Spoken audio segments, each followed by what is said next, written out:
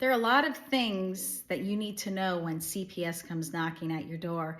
And one of them is the fact that you don't have to let them in. Who knew? We know that. But most people, when CPS comes knocking to the door, are afraid of what might happen if they don't cooperate. Well, you should be firm and strong and say, hey, we're not letting you in to our house so you can have unfettered access, which means you can just roam around my house and look into everything and then create some stupid report and use it against me. We don't want that to happen to you. What we want you to do is stop that caseworker or investigator at the door and ask them, what are the allegations that brought you to my house? What are the allegations that brought you to my house where you want to interview my children or where you want to interview me? Okay? And if the allegations have nothing to do with the condition of your home, politely tell them, can I meet you at your office and you can explain to me what's going on? And if I feel it's necessary and proper, I would like to bring an attorney along. Here's something to remember. If you tell them you're going to have a lawyer present, they may stop cold, dead cold in their tracks and decide that they don't want to interview you anymore.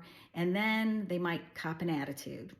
And we've seen that a lot. Investigators, especially those from CPS, not police officers, they're lovely, but caseworkers in particular, cop attitudes when you don't want to cooperate.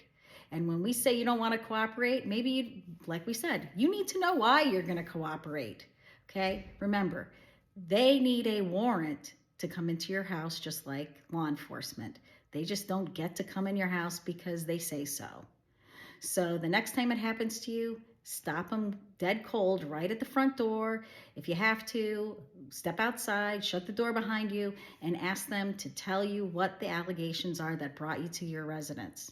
The next thing you'll want to do is, before even any of this happens, most people have a ring. Make sure your ring's working so you can record whatever's happening outside your door, or tell the caseworker and whoever else accompanying them that you're going to record the entire interaction, both video and audio, so that way there's no question about what they said and what you said back to them, okay?